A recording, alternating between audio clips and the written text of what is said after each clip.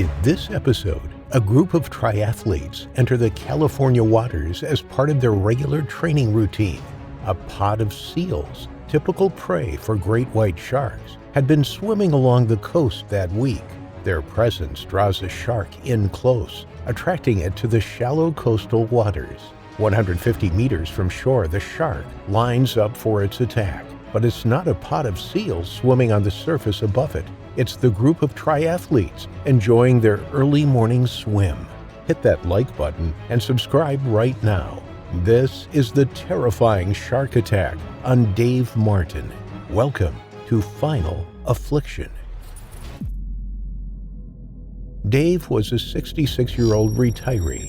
He had worked as a skilled veterinarian in California for most of his adult life. It was a job he loved, in a place he loved, the upmarket suburb of Solana Beach. The town is home to about 13,000 residents and situated just north of San Diego. Dave and his family had lived there since the 1970s. Dave had always been an active man. During his retirement, he enjoyed taking a swim in the beautiful coastal waters just a couple of blocks from his home. He was a member of a local triathlon training group. The club had been swimming in the same area for more than 6 years without incident, but that was about to change.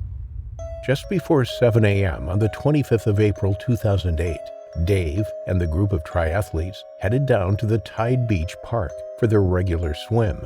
The beach has some of the best sand in Solana Beach. It is a popular spot for swimming and surfing. It also has tidal pools at low tide, perfect for spotting all manner of sea creatures in the shallows. A long staircase winds down the cliff from the street to the sand below. The group wore full-length black wetsuits and goggles. There was nothing unusual about the day. In fact, the skies were a brilliant bright blue. There wasn't a cloud to be seen. The sea was calm with a few waves rolling in.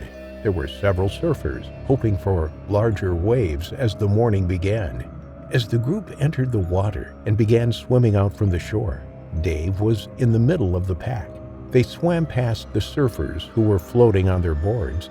The glassy water suggested perfect conditions for the swim. Unbeknown to the group, one of the surfers had spotted a stranded seal pup on the beach that morning. The surfer had thought nothing of it and left it alone. But was this a warning sign? Did this mean that a pod of seals had been swimming near the coastline that day? Could the seals have attracted sharks to the coastal waters, a top predator in search for its prey? The answer was yes. When Dave reached about 150 meters from shore, he was taken completely off guard. Below the group of swimmers, a 17-foot great white shark came in for an attack. It was on the hunt, drawn to the location and promise of food from the seals. Perhaps the group of swimmers looked like a pod of seals from below, or perhaps the shark could see the swimmers were easy prey. As it circled below, it locked its eyes on its target above it and began its attack. Thrashing its tail back and forth, it powered through the water, its body pointing upwards in the water column, making a beeline for the surface. Its best chance of securing its prey was the element of surprise, an ambush attack. As it closed the distance between itself and Dave, the 66-year-old was blissfully unaware of the danger he was in, of how fragile his life was, and how terrifying the next few seconds would be. He never saw the shark coming. It attacked from below and from behind him and hit him at tremendous speeds. The shark opened its jaws at the last second. As it made contact with Dave's legs, its eyes rolled back in their sockets. Dave was sent soaring into the air. The swimmers and surfers around him turned in shock as they heard the commotion and watched the wetsuit-clad figure who had flung into the air. The still quietness of the early morning ocean was shaken into a scene of horror.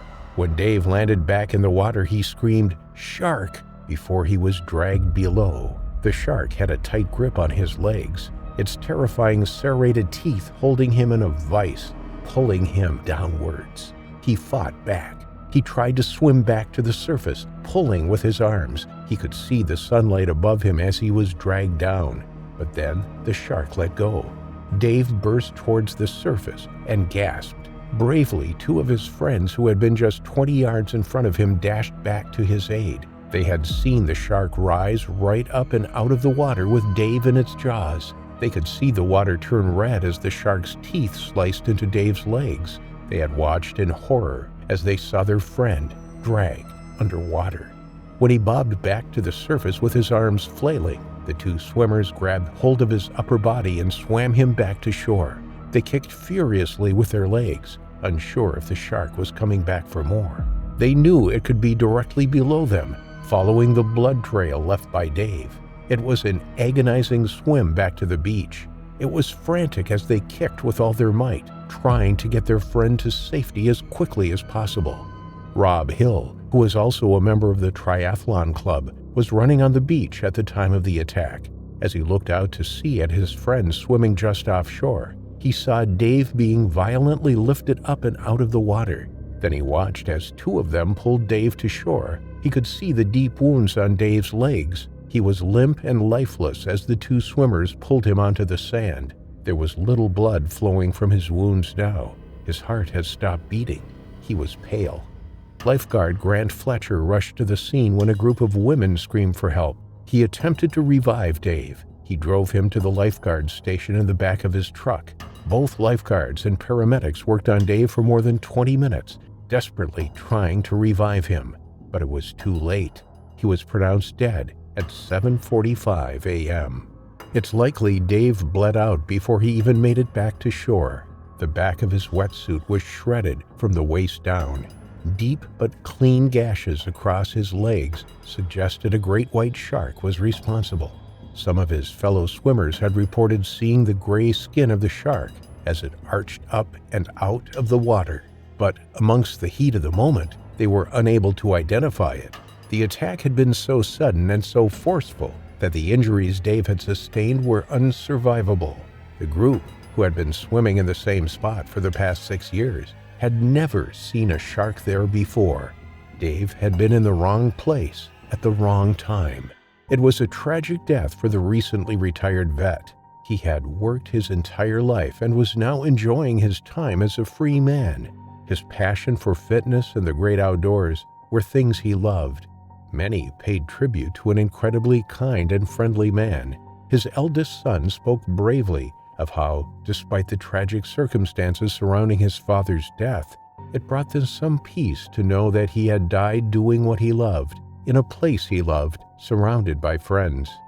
Following the attack that Friday morning, lifeguards closed the beaches and helicopters scoured the sea for any sign of the shark.